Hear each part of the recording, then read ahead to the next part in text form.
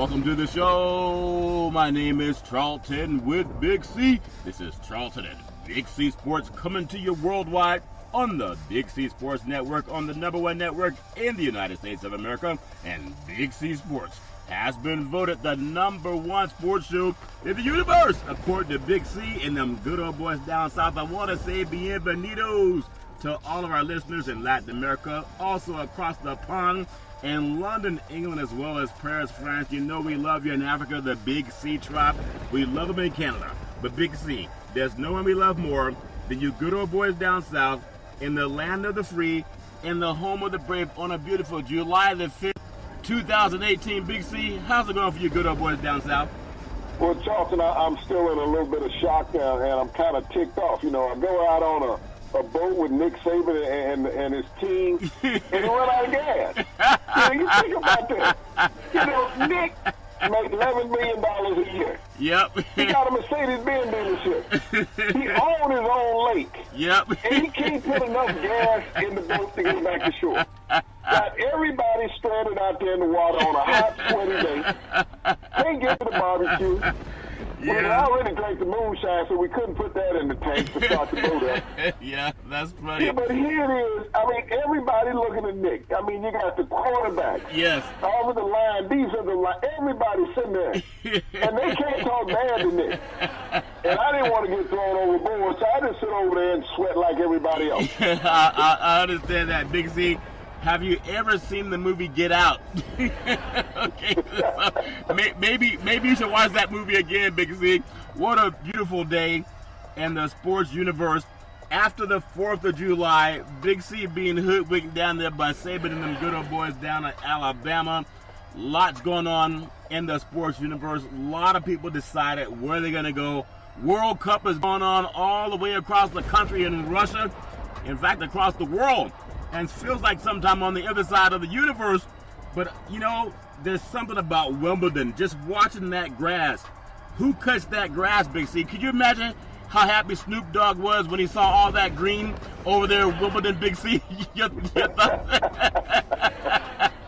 Well, I don't think they invite anybody from California, Washington, Colorado any longer to Wimbledon because, you know, with everything green in those states being legal, they might get a little worried that somebody might be going down there plucking some trees out, trying to dry it out on the side and roll it up. But, you know, Wimbledon's just a beautiful place this time of the year, Charlton, with the berries and cream, you know, center court, and all the greatest tennis players in the world participating.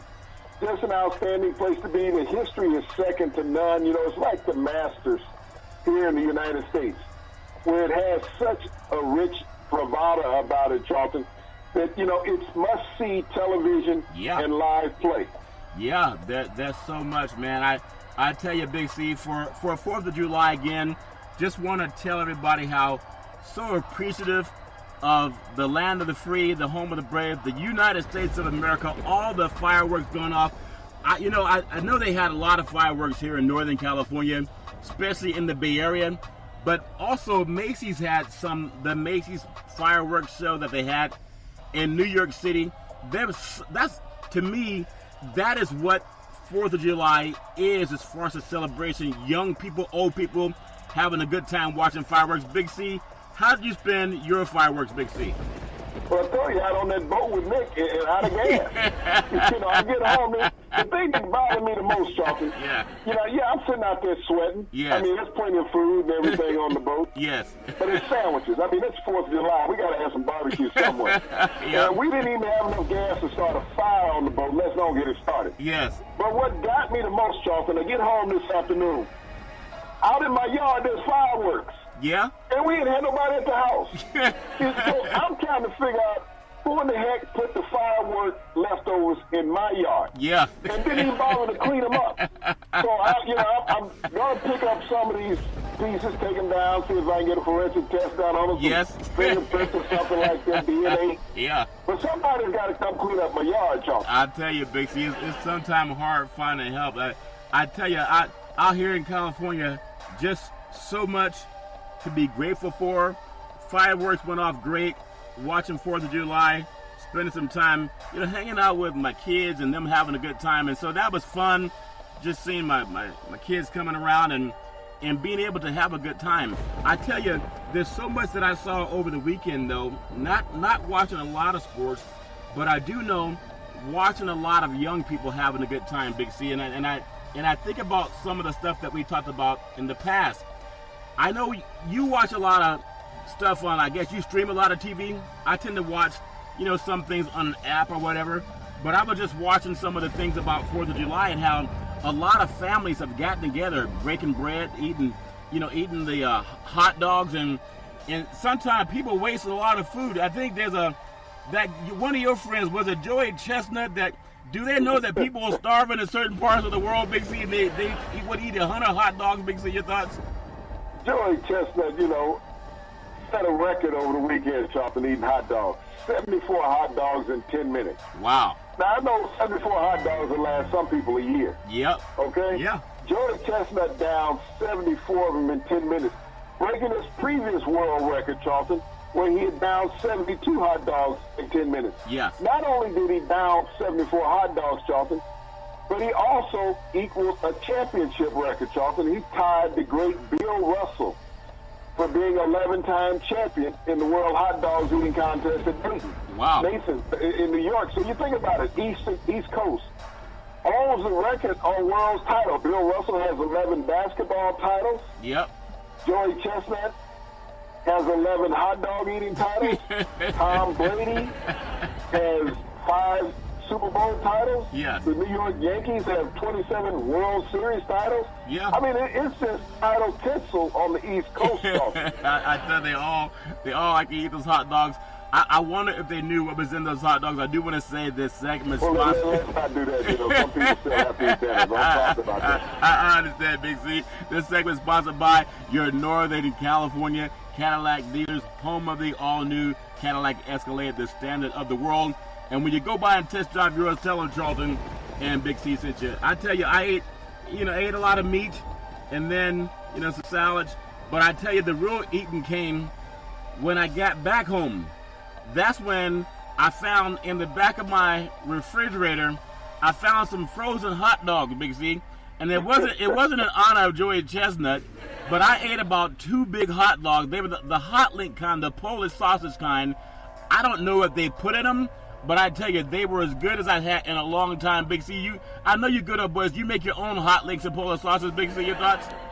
Well, we like to use a little gator, a little deer in ours periodically, Charlton, and mix a little pork fat when we make it along with spices and stuff, make that homemade good stuff, hang it out there in the smoker, Charlton. And you got to have something cold to drink with it while you eat it, because they hot without even the heat, Charlton. Yep. Okay? Yeah. And having some good sausage anytime. Yes. Summer, winter, Charlton, put it out on the grill, let it get nice and plump, Charlton. Yeah. You don't want to add too much to it, because you don't want to take away from the taste of the meat. Yes. I mean, but it's just a wonderful time to have. I don't like to deal with those manufactured ones that you probably find in your fridge periodically. That's what I found. I like to know what's going in mine. Yeah. I saw this show of the late Matthew Bourdain, who did a lot of work for CNN News, and he would always travel around the world watching how other people ate foods. And we know athletes are told to eat all the time. I think there's this new diet called ketone diet, where I think they don't eat anything after 8 o'clock, but they also don't eat anything before 2 o'clock p.m. So your body learns to eat the fat out of itself, and so a lot of people do that to get in shape. But this brother, Matthew Bourdain, the late Matthew Bourdain, God rest his soul, I remember watching a program where he was, I don't know if it was Honduras or some other place down in Latin America, and they took the hog. It was one thing to see the hog alive, and then within about 10 minutes, the hog had a rope on his neck. They did what they had to do. They gutted him. They even used the blood to make sausage, and some of those people swear it's the best sausage they've ever had in their life. Big C, they even eat the hair. I have no idea what they do with the hair, Big C, but they eat everything. You ever had that experience, Big C? Your thoughts? Well, blood sausage is a staple, Charlton, in a lot of cultures. You take the blood, you mix it with rice and barley and other ingredients, Charlton, put it in the casing, and you boil it, and it becomes solid. Coagulants in it. And then you can You can fry it if you want. You can grill it, or you can just eat it boiled. But blood sausage is a staple in many cultures, even here in the U.S. It's really huge in a lot of ethnic pockets, Charlton. Yes. But, you think about food. The U.S. is one of those gluttonous countries that it's about what you see on a picture. Yeah. So many restaurants nowadays in America has pictures on menus. You go to other countries, Charlton, when you travel the world outside the U.S., yeah, you don't get pictures on menus. You have to learn how to read. You can't point, I want this. Yeah. I don't know if they set up us as dummies in this country or what. I mean, you can't watch a television program, Charlton, without somebody advertising a food on how it looks in a restaurant. Yeah. Even though it never looks that way when you get there. I never had a sizzling steak brought to my table here bubbling. My hamburger, if I go and buy one, it's leaning all over to the side. It's not stacked up perfectly. Yeah. And I'm counting the pieces of bacon on there generally as one. So you see the French fries. I mean, the French fries look so delectable. And by the time you get that little package, I mean, they're all crinkled up, smashed down in there. Yeah. I mean, one of the things U.S. advertisers need to do, and I would love for our government, even though it will never step in, this false advertisement thing. Oh, yeah. You get so enticed by what you see, but then when you get it, you're so disappointed, but you've already opened up the package. You can't take it back. I've gotten to the point to say, hey, if I go to a drive-thru, when I say, look, I want mine to look like it does on the picture. Yep. If not, I'm giving it back to you. Yeah, that's funny. I really wish they would. When you look at having a bag of chips and having a couple of, chips over the weekend, you get the big bag. It's probably the size of a shoebox, pretty good size. But you open that thing up, that good old boy is only about halfway full with chips. The rest is air. Big C, I had no idea that people charge for air. That make any sense, Big C? Your thoughts? Well, they get past air part. They shoot a little nitrogen in there to keep it from spoiling. Yeah. So they're charging you for the nitrogen. I mean, the bag, I would prefer if you just downsize the bag and stop tricking me. Yeah. Because when you're hungry and you got 2 or 3 people around, you say, okay, let's get the big bag of chips. Yep. You open it up and say, it's only enough in there for me. I don't know what you guys are going to do. I know you chipped in, but you can't get no chips. Who was that lady back in the day? She said, there was a commercial. She said, where's the beef? Where's the beef? That was Claire Bell in a Wendy's commercial back in the 80s. Yeah. I knew you would know her. For some reason, you tend to know everybody. Is that why they call you the Mystic, Big C? I could ask who the lady was for the Wendy's commercial to ask, where's the beef? Was she buying it from one of your restaurants? Is that why you know her name so well, Big C? Did you complain? She made everybody nervous in the meat industry, Charlton. Yeah. I mean, it was like, it was true. Yeah. And it's still today. I mean, anyone who goes to a fast food restaurant, and I hate that IHOP changed their name, to become a burger joint. So synonymous with great pancakes over the decades. I mean, you could go in there and get your breakfast 24 hours a day. IHOP was always good for that, but now they want to chase everybody in the burger realm. Yeah. But when was the last time you went to a burger place and the burger was bigger than the bun? I mean, you never. really have to ask yourself that. Never. Now it's like a 4-to-1 equation when you're looking at the bread versus the meat as far as the size of the whole creation that you get. I remember years ago, Charlton, there were a couple of hamburger joints called Fuddruckers and Flaky Jakes, where you could go in and you could choose your size of patty that you wanted. And the patties were 1/4 pound, 1/2 pound, 3/4 pound. You could go all the way up to a 1 pound burger, Charlton. Wow. That was a hamburger. Yep. And then they had a salad bar set up that you put your condiments on your burger. They didn't make up your burger. They just gave you the bread and the meat. Yes. Whatever you wanted to add to it, you went to the salad bar, which they call it, a condiment bar. It was a salad bar because you can just go get a salad off of there. Yeah. But, that was a real burger, and what I loved about it, it was like being at home for a barbecue. They had this huge cattle carcass hanging up in the window. It was there in the freezer. You saw it hanging there, half a beef. This is what you knew where your meat came from, Charles. Yep. You know, that's what I always loved about those facilities. But you don't see them around anymore like you did, you know, back in the early 80s, Charlton, when they were huge. And then everybody started talking about health and, you know, eating too much beef. You know, you can't eat too much beef. As long as they're walking around, they're going to be endangered when they come around me. Somebody got to eat a Big C. I know I listen to California. A lot of people are on these specialty diets, and you meet people that are always trying to lose weight. At some point in time, we got to figure out how to just be happy with how you look. Everybody's different. Nobody looks the same way these magazines look. But when I just saw, you know, eating a lot of food for the 4th of July, I think I ate more at nighttime when I thought everybody else was asleep, Big C. But I think when you look at how we have this gluttonous appetite for food, and I kind of feel guilty when I watch guys like a Joey Chestnut. They put so much food down the gut, but you know, wherever they're eating within a mile, there are people that don't have anything to eat. And I know TV is going to do whatever it does to try to find a new hero, but I would just hope that we can find a way. You can't take what they don't eat and give it to other people, can you, Big C? Would that be inhumane, Big C, your thoughts? Well, Charlton, it would be nice the hot dogs that are not consumed, because I believe Joey had some 10 buckets or so of hot dogs.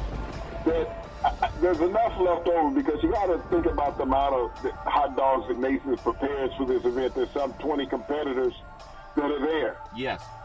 There's plenty of people, as you say, that are walking around with shopping carts, that are homeless, that don't know where their next meal is coming from, Charlton. Yeah. That it would be humane for them to just go find these people, Charlton, and pass out these hot dogs. It's the 4th of July. It's the Independence Day. Yeah. It's the day that America is supposed to come together. Yeah. Take care of those in America that can't take care of themselves. Help them out, Charlton. Yeah. And so anytime we see a food-eating event, and it doesn't make any difference what kind, whether it's a pie-eating contest, whether it's a watermelon-eating contest, we see a lot of those on the 4th of July, a rib-eating contest. Yes. Think about those less fortunate people that don't have the ability to enter one of these contests, Charlton, and I guarantee you, if they went out and got some homeless people, they would be competitive in these events. I'm telling you, Big C, you're right. You know, how are you going to get a sponsor for them? You got to get them cleaned up. That's too Americana, Charlton, to take those people who really need what you're glutting. And I guarantee you that Joy and many of the other competitors, 10 to 15 minutes after that event was over, got rid of a lot of those hot dogs. Yeah. Okay? Yeah. They got rid of them. They went back up where they came from. Yeah. So, you know, when you think about waste in America, and you're doing sport for wasting, that's what you have to look at. I mean, this is a great nation. And this great nation must find a way that when Nathan can throw away this many hot dogs for fun, find a way to feed some people. I think we would love to do that and see a lot more people doing that. So I know it's always good and fun and everybody had a great time, but it's also you kind of feel bad knowing there's a lot of people that are in need, and then we have people down in 70 plus hot dogs, and congratulations, you're the champion of the universe in the hot dog eating contest. But I do want to say, I know that now that we've gotten through at least this first wave, Big C, of basketball players, who's going to go where, I want to just congratulate Northern California. For the Summer League, they had 3 days of basketball played in Sacramento, California, Golden One Center. And I think they had over 50,000 fans that turned out to watch rookies play. Big C, there's some basketball arenas in the NBA. In the last month of the season, you'd be lucky if you had 50,000 fans through 5 games for a home team. They did that and more for seeing rookies play. Big C, your thoughts on the state of how great basketball is? Well, Charlton, I mean, with all the draft just occurring, the free agency moves starting to make waves, and people are starting to settle into what some of the lineups are going to be. Summer League has always been there, Charlton, to allow those people who can't afford season tickets to get in. And Summer League is a great opportunity for young Americans, Charlton, to be able to attend an NBA event, because when you think about so many games are played during the middle of the week, and kids can't attend, Charlton, they have such a late start, and, you know, kids got to go to school, especially, you know, the grammar school kids, the junior high kids, Charlton. when these NBA events are turning out at 10:30, 11 o'clock at night. Yeah. Then you got to look at travel to get back home. It's a very short window for those children to get rest. Yes. So I think it's a great thing that the NBA does with the Summer League. You see a lot of future stars, that players you may not have known about, Charlton, find an opportunity to make a team, to have their lifelong dream come true. Yep. That's why free agency is not the worst way to go. You don't make as much money as a first-round draft pick.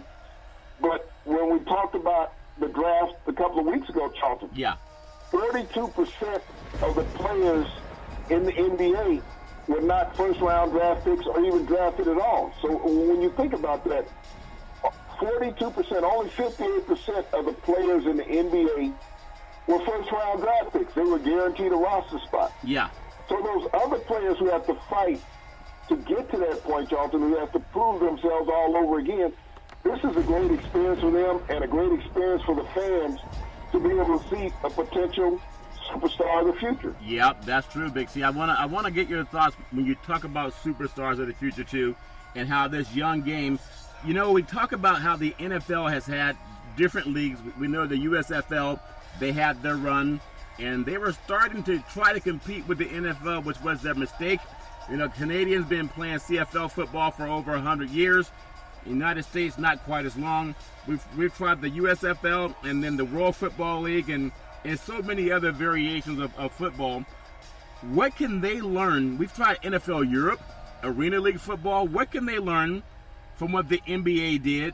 Not only did they play it in a number 20 size market in Sacramento, they had the Big 3 tournament that was just in Chicago at United Center, not NBA affiliated, but some former players. And now Big 3 tournaments coming to Oracle Arena here in the Bay Area on Friday. What can the NFL and even Major League Baseball learn from how the NBA has had a slam dunk in marketing their sports, not just for the regular season and playoffs, but even for the rookies? Big C, your thoughts? Well, Charlton, it wasn't just in Sacramento. They also had it in Utah and a couple other markets. Yeah. What happens with the NBA is that you bring groups of teams together, Charlton, and you play like a round-robin tournament. And, you know, Major League Baseball has done this forever when you think about spring training, because spring training takes place in Arizona and Florida. Yes. And there was, for years, there wasn't even a Major League team until the Diamondbacks went to Arizona about 20 years ago.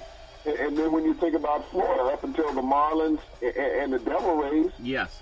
Well, the Devil Rays, you didn't have a team in Florida. So those two teams came along well after those professional sports had established where they were going to have their spring ball, Charlton, in warm weather to allow the players to go get in condition and fans who didn't have an opportunity to see Major League games through the regular season on a regular basis witness these great players. Yeah. Baseball has also had the winter leagues in, Charlton, where, you know, players would go down to South America and play in the Puerto Rico and Mexican leagues that they had over the decades, and those things have been well established. But the problem with football is because everybody's worried about the injury factor in football. Yeah. It's a brutal sport, Charlton, so you don't want to increase the amount of hits that a player has to take. Yeah. You know, teams like the Dallas Cowboys have always, you know, participated down in Oxnard, California. They leave Texas and come to California. That's the reason why they were looked at as America's team, because of the base, how they moved around. Now, other teams, Charlton, have the opportunity to do that also if the NFL really wanted to expand its outreach program. Yep. Is that they could have training camps in places that are not where their home stadium is, Charlton, because so many fans don't get that opportunity. I look at Green Bay. Their practice facility is a block over from Lambeau Field. Yes. Where they have their training camp. It would be nice because they used to split the season games in Milwaukee. If they went to Milwaukee and had training camp, think about how enticing that would be. The people are going to travel in Green Bay, in Wisconsin, period. But if they went to another part of the state and had training camp, I mean, you look at the Oakland Raiders, they were always up in, what, Santa Rosa someplace? Yeah, Napa, so up in Napa. Yeah, up in Napa. Yeah. Okay, where they had their training camp. You know, the 49ers, the stadium is there now, but they used to always have theirs in San Jose. Yeah. And so you look around at these teams now, Charlton, because they've built such elaborate facilities. The NFL used to go to college campuses to hold training camps. And that no longer exists because they put in these multi-million-dollar facilities. Yeah. You know, it's like the Baltimore Colts. Before they left Baltimore, they had this huge practice facility that they had built. When they deserted Baltimore, the police department bought it and made it a police training facility. Oh, really? That's how great and large this facility was, Charlton, that they could go there and train police also. They set up a shooting range and everything there. But, you know, the NFL has kind of hidden itself because of its marketing thing now from the layman public, where they don't always have access to these teams. You got to buy tickets to get into practice now. Yeah. So, that's what has hurt some of these leagues, is that everything is about the dollar and not always appreciative of the fan. I remember when the 49ers, they used to also practice. This was back in the 80s, 80s, 90s. They used to be up in Northern California in Rockland, which was kind of a small country town at the time. Now it's built up a little bit more just north of Sacramento on the way to Tahoe. And there was a time where they actually played the Chargers in a practice game, not preseason, but practice game at the old UOP Stadium in Stockton at the University of Pacific, Pete Carroll's old stomping grounds. They had over 35,000 people in that stadium in the city of Stockton. That stadium has since been torn down. For some reason, I guess they didn't like having football in Stockton, which was their biggest draw, and now they're stuck with just baseball and then some other ancillary sports and basketball, of course. But that's something that the teams used to always do. They would go into smaller markets where they could pull their fan base in, maybe people that couldn't buy a season ticket and see them play in the regular season. They were doing that. Well, Charlton, look at where you are right now. You got the Oakland Raiders, I believe, going to Las Vegas in another year. Yes. How are you going to have training camp in Las Vegas? Are they going to desert the facility that they have there in Oakland? Probably and so. Go down to Vegas? You're going to have 110-degree heat in July and August. Yeah. I don't think that it's healthy to have training camp. So that's something that the Raiders are going to have to announce where they're going to be holding training camp, because I think it's prohibitive to have it in Las Vegas just for health reasons. Yeah, I think that's a good question. Where does UNLV do their training? I'm sure that they didn't have a dome down in Las Vegas, so I'm sure whether it's UNLV or Arizona State in Arizona, they would do their practices late at night, maybe 7:30 or so. They wouldn't have those early. I guess the double days they would have it maybe 5 in the morning and then come back late at night and play it. But do you have any idea? A lot of college schools, even teams down south, how do they do that? The temperature in Arizona right now today, Charlton, was 110 degrees. Wow. In Phoenix, so that's right there at Tempe, 110 degrees. You can't go out and have practice with players more than 40 minutes. So just as you suggested, the early morning practice where you're out there at 7 o'clock practicing in the morning when it's only 90 degrees. Yes. Okay? Yeah. So, and I don't know even about an evening practice, Charlton, because it's not going to get below 100 degrees before 9 o'clock at night. Yeah. And so the health factor, is the major concern. And right now we're having a heat wave in the U.S. that is, health problems for a lot of people. Yeah. But when you're an athlete, and I remember going to training camp, and you got on 20, 25 pounds of equipment, with everything, with your pads and tape and shoes and all of this. Yeah. And you're out there and it's 90, 95 degrees. And you're losing 6 to 8 pounds every practice session. Yeah. It's almost like somebody's walked along and put a lot of pinpricks in your body. As you're drinking, you're watching this stuff leak out. Big C, I don't care how much you drink, it just keeps leaking out of you. Tell me you're not speaking from experience, man. You guys got to get cable TV down south, Big C. That's not from experience, is it, Big C? It is, Charlie.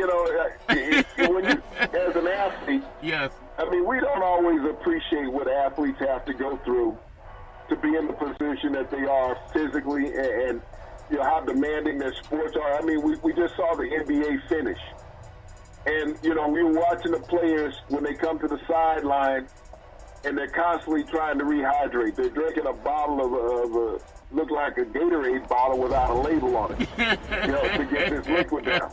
Yeah. But you also, the telltale of what NBA players go through, it's like every time somebody's at the free throw line and they walk away, you see these little guys out there with these mops. Rampant. They look like they're in a curling contest because they're swishing that ball back and forth so much, trying to get all that perspiration off the floor. Yeah. Went to an NBA game and the curling broke out. I think that's funny, but that is true. They do that. Especially when Patrick Ewing played. I hear Patrick Ewing even sweats on the sideline when he is coaching. I don't know if there's any truth to that rumor, Big C, but I remember the reason Patrick Ewing he sweats so much. He's a big man, burned a lot of body heat. I saw a fight over the weekend. It was a boxing match, and I can't remember the name of these guys, but they had, when they went to the corners, they have these cut guys like Stitch, one of the great cutters in the world. He fixes cuts for you. They were pouring water on these guys, Big C. It's almost like they were in the shower. By the time they came back to the middle of the ring, guys were slipping in the ring just because of their trying to stay hydrated. So going back to that thing where you talked about the Raiders going down to Las Vegas, it would be a shame if they had all of their practice sessions inside. But I know they're going to have to do something. I doubt if they'll keep coming to Northern California. That would be a shame if they stop. But, big money rules everything. Basically, I do want to say that sports is a billion-dollar industry, and boys and girls sports is the foundation to this billion-dollar industry. For every athletic and sporting event, you need athletic and event insurance. We work with Ben and Mark. They've been around half a century. They work with Big C Sports. Whether you're a pro team, a collegiate team, a high school team, or even your mom and pop soccer leagues, when you reach out to them, let them know Big C sent you. Big C, speaking of sweating, and we talked about athletes in the NBA. Did everybody get the player they really wanted? It's almost like the date. You know how when you have that first date, you're so excited. You even take a shower. You take a shower, you clean behind your ears, you clean every place you can clean. Sometimes you take 2 showers, Big C.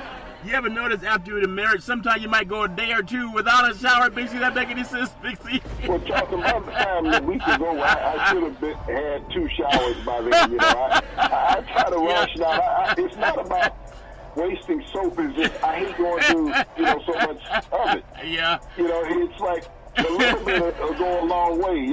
Sometimes you just don't rinse it off. You just let it dry up on your body and stuff. Yeah. Some people might think that you're ashy. I said, no, that's just the soap that's still on there. Yeah. Okay? I know. But, in this heat down here, and it's raining now. You think about that. It was 90 degrees today. Yes. And it's raining now. And the sun's still up. Wow. I don't know if I'm at home or in Hawaii. Yeah. It might be some of both, Big C. I want to say, so with everybody kind of settling down, I think Boogie Cousins going to Golden State, I think that gave them more of a reason to talk than LeBron James going to the Lakers, just because of what they already have. And I know they're going to that new Golden One Center, not this year, but the next season, supposedly 2020 tip-off. I don't know if that's going to hurt or help. I think that's going to help a lot of people, saying we have a new place we're going. We can pay you more money for whatever reason. And Boogie signed that 1-year deal. LeBron signed a 4-year deal. Just off the top of your head, would you say Golden State or the Lakers got the better end of that marquee deal, Big C? Your thoughts? Well, we'll start number one with the moving of the arenas, Charlton. When the Lakers left the Forum and went downtown to the Staples Center, was there any drop-off with that organization? No. I think they were just as dominant. Yeah. I look at Dallas. When they moved to the new American Airlines Arena downtown Dallas from Reunion Arena, yes, they won a championship. Yeah. When you look at the Detroit Pistons, when they left the Silver Domes and went to Auburn Hills, they won a couple championships, Charlton. Yeah. So when you start looking at new arenas and teams moving to them, it doesn't hurt them at all. New digs sometimes make you excited. It's like getting in a new car. Yes. And that smell, you don't even want to put the window down. So it's like, let's just ride around like this for a while. Yeah. Regardless whether it's hot or cold. Keep the windows up. Yep. That's what you're going to get with the Golden State Warriors moving, Charlton, to this new arena. You got to realize years ago that they played at a place called the Cow Palace in San Francisco. I saw concerts they had there. The Bay Area Seals. Also, they had a hockey team, an American League, Association hockey team in the Bay Area. Yes. So they shared an arena before. So going back to where they're originally from, that's the reason why they had that bridge on the front of their jerseys. This will just be moving across the water. They're still going to be the same great organization. And you talk about, do they have an advantage or do the Lakers have an advantage? Yeah. What you have to look at is the starting lineup from the World Championship team. Is it still intact? Yeah. Yes, it is. It's still intact. You look at the lineup of the Los Angeles Lakers, a team that won 25 games last year. Is their starting lineup still intact? No, thank goodness. No. Yep. Okay. But when you look at it, they potentially will be starting 5 players, Charlton, that have never played together before. Yes. And I'm almost certain that you will have 5 players on the court for the Lakers at opening tip-off next year, Charlton, that never played with each other before.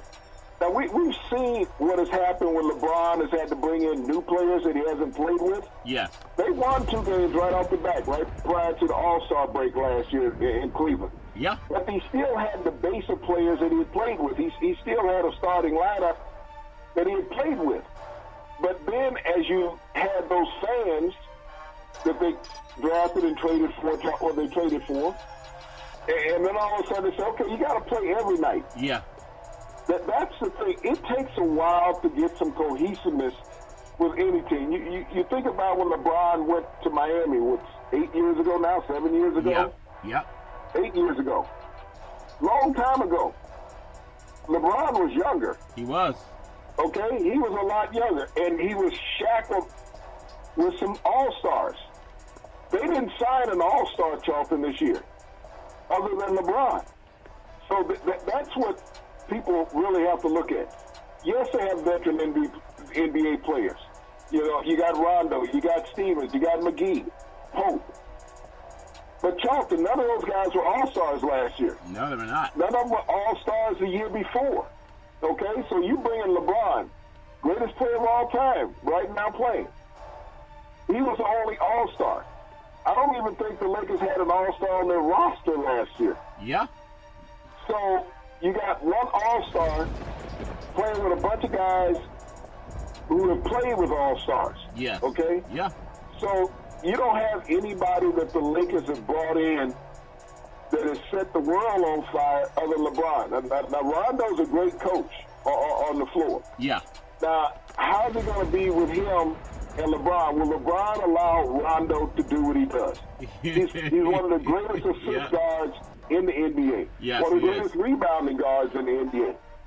Is LeBron going to let him play his game? We know that Stevens can shoot the ball periodically. You know, and he's a great defensive stopper because he was always guarding LeBron. He's like a Draymond Green type of player. Yeah. But will these guys be enamored now that they're teammates of LeBron's? And will LeBron allow them to be what they are? You know, we know that McGee can play without the ball, and he'll circle around the rim, and Yes. he'll clean up stuff. But how will LeBron be? Does he have to be ball hungry, or will he learn how to play off of the basketball? Because he's a great passer also. Yes, he is. Well, I'll tell you what, we will find out, but I don't think you can find any place that he's been, even when he was in high school, that he has not been the biggest lion on the team. He's an alpha male. He's there because he's the guy who's going to be King James, just like they built Michael Jordan and the Chicago Bulls. It's going to be LeBron James or King James and the LA Lakers. They're going to have to market it that way just to let people know LeBron plays for us now. And no, he's not Magic Johnson playing all positions, but he's just as good as anybody when you give him one-on-one. And he's a dominant player, but he does need some help. Your thoughts real quick. Kawhi Leonard saying he only wants to play for the Lakers. If they don't trade the man, would he sit out another year and take on the chance of getting a little bit rusty down in San Antonio? Big C, your thoughts? Charlton, he doesn't have to sit out a year. He can go and play. This is the thing you have to look at with Kawhi. It comes down to the San Antonio Spurs wanting nothing. That's the ball is in Kawhi's court. Yes. He's going to be a Laker in 2019, 2020, regardless. The San Antonio wants some hardware back for him. No other team really wants to make that trade because they're sitting there, this is just a one-year deal. Yeah. If I'm the Lakers, I'm packaging up Lonzo Ball, and they want Kyle Kuzma. I may even send Kuzma. Yes. And just bring him in. I said, I'll give you these two for him. That's 2 for 1. You got guys that are stuck under contracts, Charlton, for the next 4 years. So you got a chance as Popovich, if you stay around, to build a team. And especially with Kuzma, he's interchangeable just like Kawhi was. Yes. And maybe Ball could develop more as an NBA point guard, being away from Los Angeles, being away from the distraction. Yeah. But also, I think what holds up the trade for Ball is that Magic said, this is the guy that said, I want to see your jersey hanging in the rafters. Yep. If I get rid of him, do I say that I made a bad choice as my first pick with the Lakers? You know, that's what's hovering over Magic's head, other than being realistic. It's like, get rid of the guy, get rid of his dad. No one in San Antonio is going to put his dad on TV. They care less. No, Make the Lakers a solid team. Bring in Kawhi. Now you can be, if not the second or third best team in the West. But with the host of characters that the Lakers have, I don't know if they're the third best team in the West yet, Charlton. I know that Las Vegas is making the odds where they are. But as I said before, you got to play the top 7 teams in the West all the time throughout the season. Well, let me, to get to number 8, and the Lakers were number 10 last year. Want to bring up that thought then. Has Houston, I think Houston I won't say they got lucky, but obviously they played a good team that was up-and-coming team in the playoffs in Utah. Did a good job taking care of Utah. I thought Minnesota played the wrong kind of game. They didn't go the inside out enough, and they walked the ball at the court too much. They were trying to shoot threes as opposed to playing the ball down inside with Karl Anthony Towns. They call the big cat, or the big lion as we call him. Houston, they had the best record in the history last year. It's hard to repeat that, especially when you have the best record by shooting threes. Now you have Capella, who I really think, if you look at what he did when he had the ball inside the paint, Capella was their best chance at beating Golden State. It wasn't having Harden and Paul shoot threes all day long, and Ariza.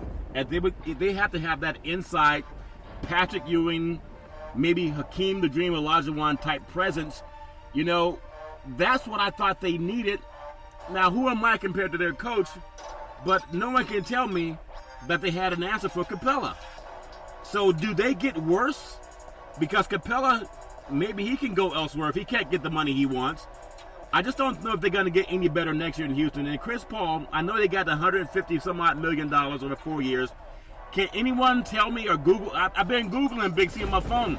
As much as I Google, I can't find anywhere outside of this year that Chris Paul has ever been to the NBA Western Conference Championship game. Big C, your thoughts? Well, that was his first run, Charlton. But as you say, they ran through a big man in the playoffs in Capella, but also Golden State took him out of the mix, Charlton, when they started fouling him. And sometimes you got to have that mental fortitude as a player, because bullying exists in sports. Yeah, it does. So Steve Kerr bullied Capella in the playoffs. He said, we're fouling, because he's only going to make one free throw, and we know how to make a 2-point shot. It's not a 3-point shot. Yes. So you think about the psyche game that they played on him. Just like when they had the Hack-a-Shaq early in Shaq's career when he was in Miami. Teams were just fouling. Yes. Shaq couldn't get over that. You know, Shaq even would foul out of games. But teams would take Shaq out of the equation because he didn't work on his free throws. Yep. And you think as a big man in the NBA, if that's the weakest thing you do is free throws, why are you working in practice on your dunk shot? I haven't figured that out yet. And like I said, I'm not a very smart man. But I wonder why big men work on how elaborate dunk they can have in practice. And, you know, from the floor, they're shooting 56%. Yes. From the line, they're shooting 48%. Yep. And, like I said, I'm not smart. Math with me wasn't my best subject. Google it. but, go and hire yourself a shooting coach. Yes. Spend an hour a day at the free throw line. Shoot 300 free throws. Do it. You're making $15 million. Yeah. Okay? Learn how to shoot a free throw. I mean, every kid growing up in all the youth leagues, AAU, grammar school, whatever, they teach you how to shoot free throws. They teach you how to gain a rhythm, have a stance, have a motion. You're making $15 million, and you're worried about what you wear into the game. Yeah, that's funny. Also, I know I don't have the money that LeBron James has, but coming to LA and wearing those suits that were cut off at the knees, that's not a fashion statement that we need to go and see next year, Big C. Hopefully they go back to that classic look where men wear the good-looking suit from head to toe. But that's, when you got so much money, you kind of play around with things to figure out what you like. The LA Sparks of the WNBA played for the title of last year's league. Will the Lakers follow suit this season? I doubt it. They still have to find a way to add some people. But when you think about going across the pond, Big C, as Big C Sports is across the pond, I look at 38-year-old Venus Williams. 38, just had a baby. One of the most dominant athletes in the history of the universe when it comes to tennis. 38-year-old Venus Williams earned her second consecutive 3-set victory at Wimbledon. This is a woman that continues to dominate, whether she's 38 or 28, and it goes back to how you start sometimes is not as important as how you finish, Big C. I look at this woman and what she continues to do, and she has to have some type of statue somewhere at the end of her playing days, maybe even in Wimbledon, but definitely somewhere in the United States of America. Big C, your thoughts? Well, Venus is the aunt. Serena is the mom. Yes. Okay, Serena just had the baby. Venus is the older sister. And she still marvels at Wimbledon. Yes. And has a chance in the bracket that she's in, Charlton, to get all the way to the final. Big C, did I just profile those two sisters? And did I? That's how rumors get started. I said Venus had the baby. That's how rumors. It was soon. I told you I'm dyslexic. Okay. Sometimes my mind sees things backward, but they're both beautiful women. Big C, your thoughts? Well, Charlton, when you think about how competitive she's been in Wimbledon, Charlton, over the last 2 decades, that she's been, on the pinnacle. She's walked away with that big silver plate on several occasions. Yeah. But, to be at the stage of her career that she is almost 40 years old. And when you think about these two sisters, you have one that's a first-time mother.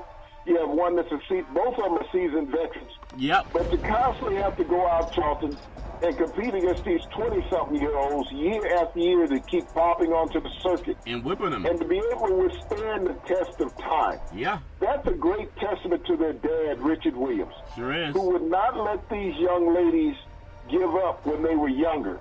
To always keep them striving to be the best. That they always would have everyone bringing their best coming after them, Charlton. And you think about some of the great tennis players of all time that they've had to play against. Steffi Graf, Martina Navratilova. Yeah. There's just huge names on the tennis circuit, Charlton, and even had to compete against themselves a couple times at Wimbledon, Charlton. The sisters have had to play each other for the championships. But, to have Venus at this stage, at being 38, and you see most of these young ladies, Charlton, at least 10 years or more younger than her. Yes. And she has still been dominant on the grass courts. Well, I tell you what, whether it's Venus or Serena, two dominant athletes, the fact that they came out of the same womb, I mean, they must have been eating vibranium back in the day, but I love seeing them compete, whether it's inside the United States or across the pond. Just a lot for young ladies to look up to. Wish them nothing but success. Big C, I'm telling you, I can't wait. I know you love it. College football. I saw a magazine just getting some gas. I went out of town over the weekend and I saw a magazine. It had Russell Wilson on the front of it, quarterback for the Seattle Seahawks. But also, I'm looking at college football. Would you believe the sports books are trying to get the NCAA to act an injury report like professional football? Now, we know that gambling is going to happen. But do you have to tell if a college player is injured? They're not making money on the college level. Why we got to know if you're betting on team? If a college player is injured, is that because they know that the sports books want to know because everybody can bet now? Big C, your thoughts? Well, Charlton, that's how you set the line. And when the Supreme Court opened up betting across the country, saying that every state can have it, Charlton, think about how that's going to affect a lot of schools, Charlton, especially where you have gambling set up in your state already. You know, it was always limited to Vegas. We know that Delaware has it already. Yes. You know, and Delaware has produced a Super Bowl winning quarterback in Joe Flacco, Delaware State. Yep. Also, Rich Gannon played at Delaware State, you know, and he made it to the Super Bowl with the Raiders. He's an announcer for CBS now. But, Charlton, if you introduce this injury report, how far down the line do you go in releasing this injury report? Do you stop at just the top 25 or all Division I teams, Charlton? Division I AA, Division II, NAIA? Because, Charlton, by the year 2020, there'll be 778 NCAA college football teams. Think about that. Wow. 778 college football programs. And we're talking about opening betting. So think about that. You got that many programs. You got injury reports. You got games being bet on, Charlton. That some people haven't even heard of the university. Yeah. So when you have this open state betting, Charlton, it's just not going to be the top 40 or 50 games that you would always see in Vegas. You got 778 teams, so if you're going to have 200 to 300 games a week that you can bet on. Yes. And so this is the reason why they want to know the injury report, because they need to know where the money is going to be, Charlton. So this is a really scary thing that you have casinos asking for the injury report in a sport that the players receive none of the revenue. Isn't that crazy? I think that, I mean, I don't even know what to say about that. They don't want to pay them, but they want to know who's hurt so they can decide who to put more money on. That just makes it even more egregious that they have passed this law, but we still don't have gun control. And I know there's going to be a lot of people, Big C, there's a lot of pressure saying, did you fumble the ball really? You were up by 2 touchdowns, and you had 30 seconds left. You guys could have taken a knee, but you pulled this Herm Edwards thing like they did back in Philadelphia and the Giants, and someone fumbles the ball, and somebody from the opposing team runs into the end zone, and that covers the point spread. We can already tell it's going to happen. Am I naive, or do you already see the point spread might be 7 or it might be 8? You're up by 14 points. You just need to give up another 7 to get inside of that 8-point spread, right? And I can see that happening. Am I naive, or do you think that's realistic, Big C? Your thoughts? Well, Charlton, what about the missed field goal? What about not going for the field goal at the end of the game? What about throwing an errant pass when all you had to do was run the ball to get in the field goal range or even run out the clock? You talk about Seattle and New England in the Super Bowl, Big C? That's I'm just talking about football in general. There will be some actions taken, Charlton, yeah. that we've always guessed on football games over the years. And that game you talked about with the Eagles and the Giants, that was Joe Pisarcik at quarterback trying to hand off to Larry Zonka. Yep. Stuck the ball in his face mask. Herm Edwards scoops it up. And, miracle in the Meadowlands. Well, you always hand off the face mask, don't you, Big C? Isn't that where they put the ball in the face mask instead of in the belly? So, I'm just so worried about this because, we've seen a lot of games that are in question in college football. Why was that decision made? Why didn't this happen? Yes. And, we sit up and see the obvious. We've seen it in pro football also, Charlton. But college football, because there's such a wide array of games, and think about it, there's games that are not going to be on television, where we don't have the opportunity to view it. Yep. So who is going to be in control of that? If you got an injury report on a game, Charlton, you got a lower-ranked Big Ten team that's playing that's not on TV, a Pac-12 team, a Big 12 team, Charlton, a SEC team. Yes. You got Vanderbilt playing, Charlton, and they're playing an ACC team, Charlton. Yes. That has a poor record. Yep. You're not going to see that game on TV, Charlton. No. And all of a sudden, that game has some odd play in it that covers the spread. Yeah. Because it's not on television. Yep. You got Oregon State, out there playing, Purdue. Yeah. That's not a game that's normally broadcast. No. But, there was a game last year with Purdue and North Dakota State where North Dakota State beat Purdue. Purdue was favored in the game by 14 points. Yes. And they lose by 3. I'll take the bet. Yeah, but the game wasn't televised, so who knows what led to what it was. Yeah. And you're going to get a lot of games like that, Charlton. It's going to cause controversy. So I think that, if you release an injury report in college football, you really open up Pandora's box. I mean, the gambling right now, Charlton, is really going to, put collegiate and professional sports in peril because all these states now are involved, and it's going to be more difficult to control than what it was in Vegas. Yeah. Say you have runners all over the country, and if you're a gambling consortium, Charlton, where you have this huge pool of money. Yes. Why can't you place bets in 20 states where, it's not going to raise a flag like it did in Vegas? Yeah. You walk in, you put $250,000 on the game in Vegas, it would change the line. Yeah.